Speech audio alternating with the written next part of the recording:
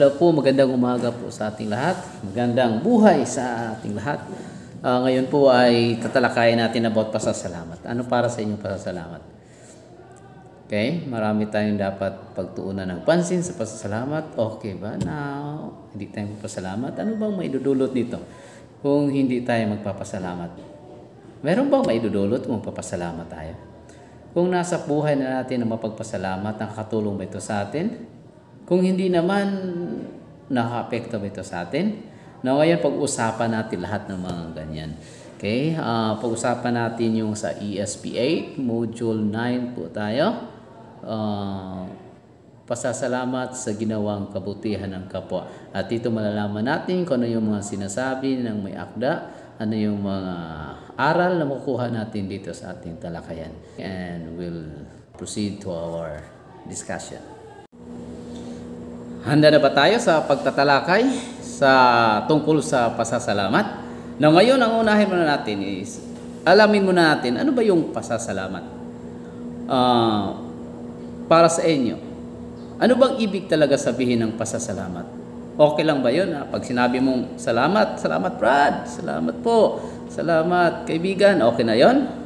Yun na ba ang ibig sabihin ng pasasalamat? Now, ayon sa ating, dito sa ating module, ang pasasalamat daw, ito daw yung gawi. Gawi ng isang taong mapagpasalamat, ang pagiging handa. Pagiging handa sa pagpapamalas ng pagpapahalaga. Okay? Pagpapahalaga sa taong gumawa sa kanya ng kabutihang loob. Hindi lang pala ito ibig sabihin na magpasalamat kayo na yon, kundi isa itong gawin ng isang taong mapagpasalamat na naipapamalas niya yung pagpapahalaga. The key word here is pagpapahalaga. Sa tuwing nagpapasalamat tayo sa ibang tao, andun yun sa puso natin yung pagpapahalaga sa mga taong gumawa sa atin ng kabutihang loob. Actually, ito rin ay ang pagkakaroon ng masigla at magiliw na pakiramdam. Okay? Masigla at magiliw na pakiramdam. Yan daw yung pasasalamat. Hindi ibig sabihin na, thank you. Binigyan ka, say thank you. Thank you. Kundi meron siyang magiliw na pakiramdam. Meron siyang masigla na pakiramdam. Yun ang pasasalamat. Tungo sa mga taong gumawa sa atin ng kabutihan. Actually, ang pasasalamat sa salitang English, ito ay gratitude. Okay? Sa English, actually, yung pasasalamat talaga, gratitude, na nagmula sa salitang Latin. Nang Latin ito ay yung gratus. Okay? Ang gratus, ang ibig sabihin ng gratus, ito yung nakalulugod. Nakakalugod, nakalulugod. Ang gaganda, nakakasaya. Okay? Ito yung nakapaloob sa gratitude. From the word gratus sa Latin. Meron ding isa, ito yung gratia. Gratia. Ang gratia naman, ito naman yung pagtatangi o kabutihan. Okay? And then may isa pa, gratis. Di ba? Meron tayong gratus, may nakalulugod, may gratia, pagtatangi o kabutihan. Meron din tayong gratis. Nang ibig sabihin, libre o walang bayad. Ibig sabihin, ito ay free. Okay? Masaya tayo pag free. Now, ito yung gratitude. Ito yung nakapaloob sa word na gratitude. Ang pasasalamat ay isang gawi o kilos na kailangan na patuloy na pagsasagawa hanggang ito ay maging virtud. Okay? Hindi ito madali. Kailangan to ng practice. Yung sabi nga sa ating module na kailangan 10 beses sa isang araw. Magpa-practice tayo. I-try natin na makapagpasalamat tayo ng 10 beses isang araw. Ibig sabihin, pag umaga pa lang, pagkagising mo, ay, salamat Ginoo sa maayong panahon. Salamat Lord sa magandang pangangatawan ko ngayon. Lord, salamat buhay pa ako. Ay, parang ang bango ng niluto ni nanay. Salamat, Lord, sa parang may ulam kami ngayon. Pag wala namang ulam, ay salamat, Lord. Kahit walang ulam, pero makakain ako. Walang bigas, ay salamat, Lord. Kasi kahit wala kaming makain, at least buhay pa rin ako ngayon. Parang nanghihingalo ka na, ay salamat ka pa rin kay Lord. Okay? Now, yun ay magiging positibo. Okay? Now, ayon kay Aesop, sabi niya, gratitude is the sign of noble souls. And gratitude daw, it is a sign of noble souls. Di ba? Pag sinasabi nating noble, parang ang gaganda pakinggan. Gratitude is the sign of noble souls. Ayon naman kay Santo Tomas de Aquino, may 3 antas. Okay? May 3 antas ng pasasalamat. Ayon kay Santo Tomas de Aquino. Ang sabi niya, una, ang antas ng pasasalamat, una, ipagkilala. Pagkilala sa kabutihang ginawa ng kapwa. Yun ang unang antas. Kinikilala mo ang kabutihang ginawa ng kapwa sa iyo. Pangalawang antas, pagkatapos mo makilala, magpasalamat ka. Kilala, may ginawa siya. Oy, binigyan niya ako ng ganito. Anong susunod na gagawin? Magpasalamat. Thank you, salamat po sa ginawa, sa binigay mo sa akin. Ang pangatlo, ito. Ito yung minsan nakakaligtaan natin. Ito yung isang bagay na sana ito yung palagi nating may isa sa buhay, may isa sa gawa. Yung pangatlo is yung pagbabayad sa kabutihan na ginawa ng kapwa sa abot ng makakaya. No, anong ibig sabihin? Kailangan pala palitan, kailangan pala may return yung ginawa niyang kabutihan. Now, sabi ni Santo Tomas, pagbabayad. Hindi natin alam anong pagbabayad. Siguro, ang pagbabayad dito sa module natin, ang isa dito na parang ini-emphasize na pagbabayad is that matapos mong gawa ng kapwa ng maganda, matapos mong makatanggap ng magandang mga bagay, ikaw naman yung gagawa sa iba. Kung you have that desire na paligayahin din siya, then do it. Pero hindi ibig sabihin na binayaran mo yung ginawa niya sa iyo, kundi parang ginawa mo ito para sa kanya, para magmasaya din siya, para sa pagpapasalamat din. Yung pagbabayad dito sa kabutihan, ibig sabihin, you acquire something and you need to give something to others. Na ibig sabihin, may kapwa tayong iba, gawan mo rin ng maganda. Katulad ng ginawa sa iyo ng ibang tao. Now, but if you want to bayad talaga sa kanya ng ginawang kabutihan, very, very nice. Okay? Maganda yan. Maganda yan. Pero hindi ibig sabihin na kailangan mo magbayad. Okay? Pero kung magbabayad ka sa kanya talaga, maganda din yun. Okay? Now, yun ang sabi ni Santo Tomas de Aquino. Now, actually, sa kulturang Pilipino, maraming mga pagsasalamat na ginawa.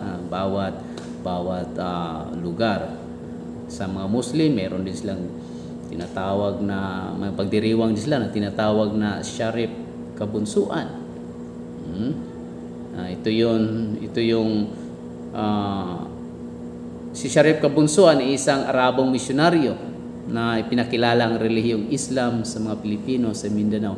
Ipinagdiriwang ito sa pamamagitan ng kanduli, isang handaan ng pasasalamat. At marami pang iba sa iba't ibang dako ng mundo, meron silang pagpapasalamat. Now, meron naman tayong 3 antas ng kawalan ng pasasalamat. Okay? Kanina, ayon kay Santo Tomas de Aquino, may 3 antas ng pasasalamat. Meron naman tayong 3 antas ng kawalan ng pasasalamat. At sana po ay matuunan natin ito ng pansin. Una, hindi pagbabalik. Hindi pagbabalik ng kabutihang loob sa kapwa sa abot ng makakaya. Yun ang una. Sabi niya, pangalawa, ang pagtatago o sa pagtatago sa kabutihang ginawa ng kapwa. Tinatago na lang natin yung ginawang kabutihan ng kapwa. And then pangatlo, hindi pagkilala o pagkalimot sa kabutihang natanggap mula sa kapwa. Kaya ito yung tatlong antas ng kawalan ng pasasalamat. Okay? Now, sabi sa ating module, sabi dito sa module natin, ang pagiging mapagpasalamat daw, ito ay tanda, babasahin ko. Ang pagiging mapagpasalamat ay tanda ng isang taong puno ng biyaya. Isang pusong marunong magpahalaga sa mga magagandang biyayang natatanggap mula sa kapwa. Isang mahalagang bahagi ng pasasalamat ay ang pagpakumbaba. Wow! Pagpakumbaba. Dahil kinikilala mo na hindi lahat ng mga magagandang nangyayari sa buhay mo ay dahil lamang sa sarili mong kakayahan o pagsisikap. Meron pala dito mga dapat nating isa-isip. Sa pagpapasalamat ay kailangan para meron tayong marunong tayong magpahalaga sa magandang biyaya. Meron din sabi dito, may pagpakumbaba. Sa ating pagpapasalamat pala, meron tayong pagpakumbaba. Hindi parang yung nagpapasalamat ka na parang nagmamataas tayo, ay hindi pala yung tunay na pagpapasalamat.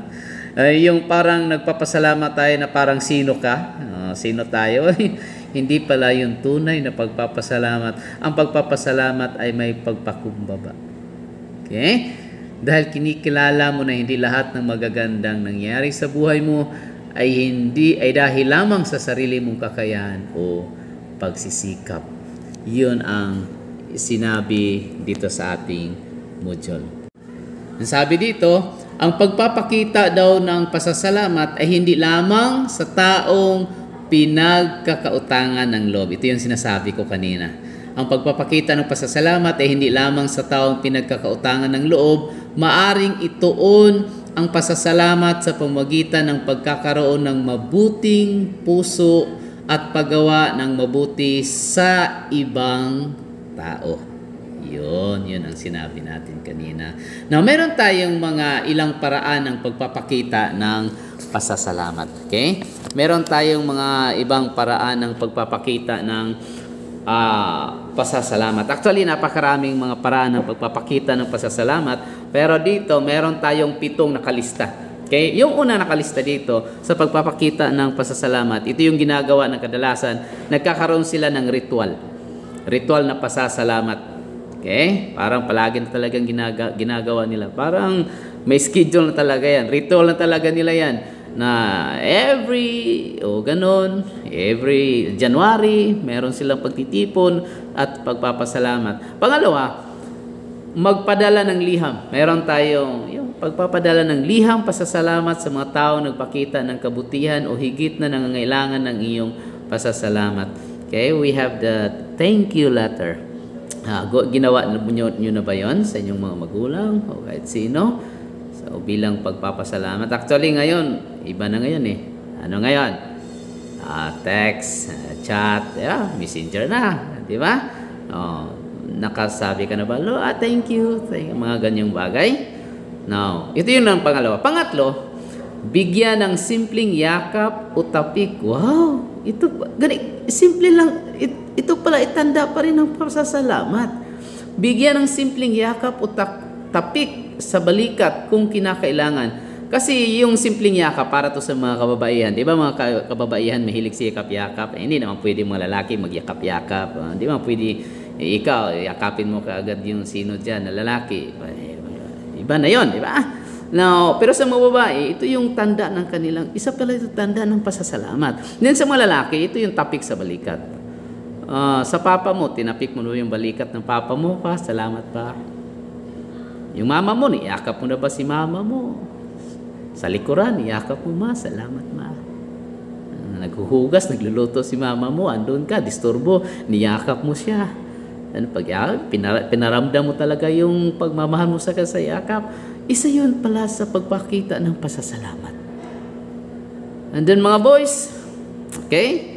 Simple lang to. Tapikin yung papa nyo. Pa, salamat kay sa tanan. Salamat talaga sa lahat. pagsakripisyo para sa amin. Okay? Alam nyo ba, malaking epekto yun para sa kanila. Okay? Yung pangatlo, magpasalamat sa bawat araw. Yun ang sinasabi ko. Sabi nga, kailangan daw mag-practice tayo 10 beses isang araw. Every time pupunta ka sa ibang lugar, wow, kaganda sa flowers, ang ganda ng view. Parang more on positive tayo. Kahit saan tayo pumunta, nakikita natin yung napakagandang mga bagay-bagay sa paligid natin. Yun daw dapat. Kung hindi daw tayo ganyan, wala pa yun sa puso nating yung pagiging mapagpasalamat. Okay? Now, panglima is pangungulikta ng mga quotation. Ito ay magpapabuti sa iyong pakiramdam. Yung mga quotation, pangungulikta. And then, pang-anim, gumawa ng kabutihang loob sa kapwa nang hindi naghihintay ng kapalit. Gumawa ka lang kahit sino, tapos huwag ka na maghihintay ng kapalit. Okay? And then, pang-pito, ito yung last dito nakalista. Magbigay ng munti o simpleng regalo. Mahilig tayo sa regalo, di ba? Yung mga papa natin, yung mga tatay natin, yung mga itay natin, di ba? Galing sa bukid, may daladalang prutas, ibinibigay sa kanilang, sa mama niya, di ba? Isa tanda yun sa pasasalamat pala. Yun ay pagpapakita ng pasasalamat. Tayo naman, anong pwede nating magawa?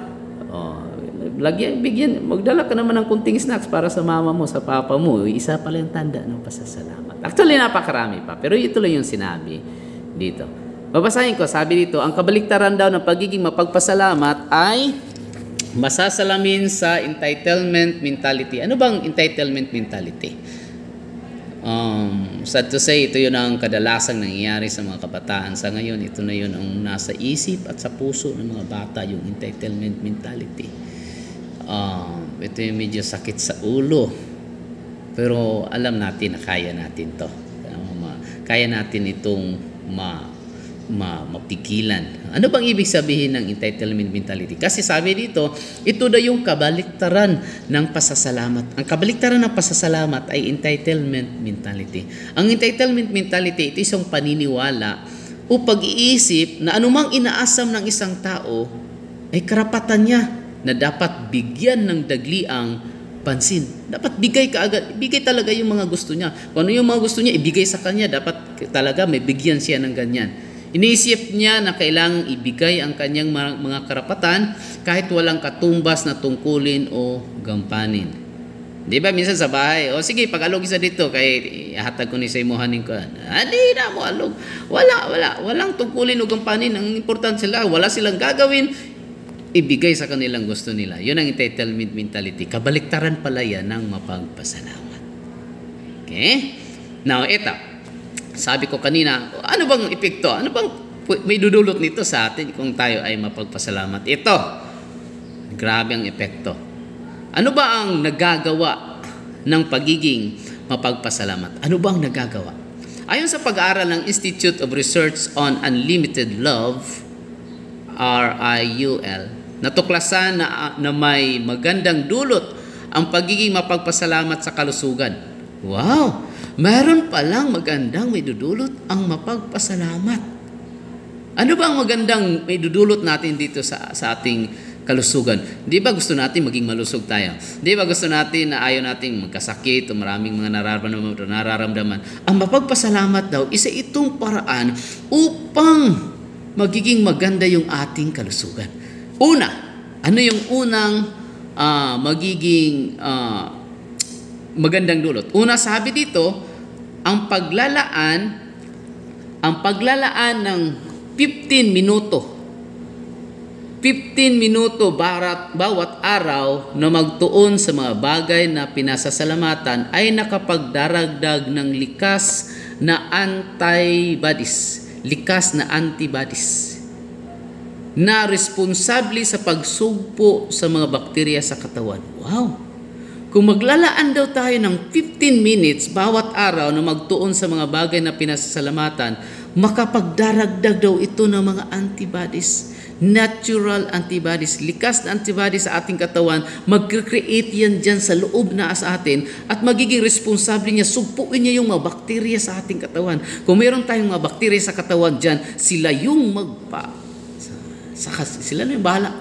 Ang gagawin lang natin, maging mapagmapasalamat. Maglaan ng 15 minuto bawat araw na magtuon sa mga bagay na pinasasalamatan. Di ba ang ganda? O, ba't kung hindi tayo magpapasalamat? Kabaliktaran po. Kabaliktaran. Okay? Ito ay mag-create ng mga bagay na makapagbibigay sa atin ng mga sakit. Kasi yung mga isip natin, negatibo, ang magiging mangyari, yung katawan natin ay magiging babagsak din. Number 2, ito yung pangalawang magandang mangyayari. Ang malikas na mapagpasalamat na tao ay mas focus ang kaisipan at may mababang pagkakataon na magkaroon ng depression.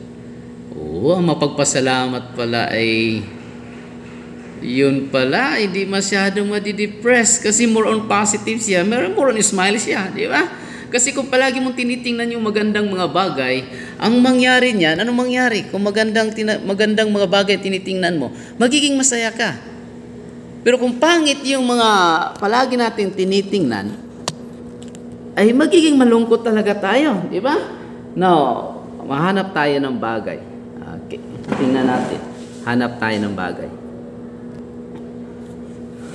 Wala akong nakita. Ito lang. Ito, example ito. Ito, mga cable charger. Okay? Kung magandang pagtingin ko nito, ay salamat kinapa ko tawag cable charger. Makapag-charge pagig ko niya kuan kanang isa pag luma na niya. Kan siya tika bagsak naman tika putol pero ayaw problema kay wa man problema kay okay ra maghapon. Function man maghapon. Di ba? Ano magiging mangyari? Maging masaya tayo. Di ba? Pero ang tingin natin dito negatibo. Sabihin natin, saan naman tao ni charger na ako? Kuha ito na. Tika tanaw. Tika kuha naman tika guba, tika retire naman. Lagot na yung charger. Di, ano ang mangyayari? Di ba magiging malungkot tayo? Di ba? Now, yun ang nakagandahan.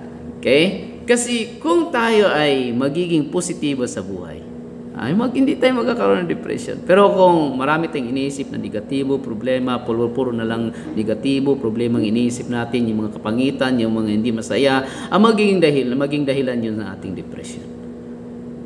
Okay? Actually, nasa tao lang yun kung magiging masaya siya or hindi.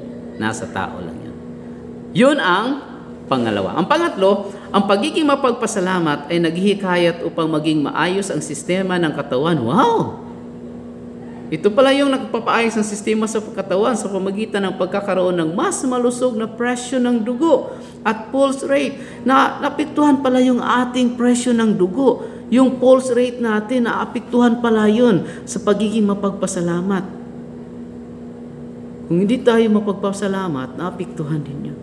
Kabaliktaran. Okay? Yun ang pang-tatlo. Ang pang-apat, nagiging mas malusog ang pangangatawan at mas mahusay sa mga gawain ang mga mapagpasalamat na tao kaysa mga hindi. Kung hindi tayo mapagpasalamat, marami tayong kapalpakan. Pero kung nasa puso natin ang positibong bagay, mapagpasalamat, na nasa puso natin ang pagkakaroon ng masayang buhay, magiging fruitful daw tayo. Okay? Yung panglima, ang mga benefactor ng mga donated organs na may saloobing pasasalamat ay mas mabilis gumaling. Mabilis gumaling daw. Mabilis gumaling. Ay, gusto mong mabilis gumaling yung nasa loob mo, magiging mapagpasalamat tayo. Magiging mapagpasalamat tayo. Ang ganda pala ng epekto. At ang pangit talaga ng epekto kung hindi tayo mapagpasalamat. At ang ganda ng epekto kung tayo ay mapagpasalamat. Ayon kay Sonia Lyubomirsky, isang kilalang psikologo sa pamantasan ng California, may 8 dahilan kung bakit nagdudulot ng kaligayahan sa tao ang pasasalamat. Sabi dito, babasahin ko, yung una, nagtataguyod ito sa tao upang namnamin ang mga positibong karanasan sa buhay. Pangalawa, nagpapataas ng halaga sa sarili. Pangatlo, nakatutulong upang malampasan ang paghihirap at masamang karanasan. Pang-apat, nagpapatibay ng moral na pagkatao. Panglima, tumutulong sa pagbuo ng samahan ng kapwa, pinapalakas ang mga kasalukuyang ugnayan at tinuhubog ang mga bagong ugnayan.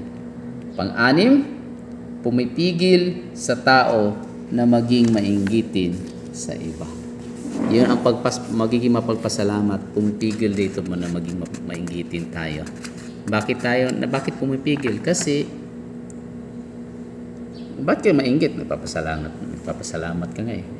Kahit sa maliit na bagay, pinapasalamatan mo, masaya ka na doon. Wala nang lugar ang pag-mainggit.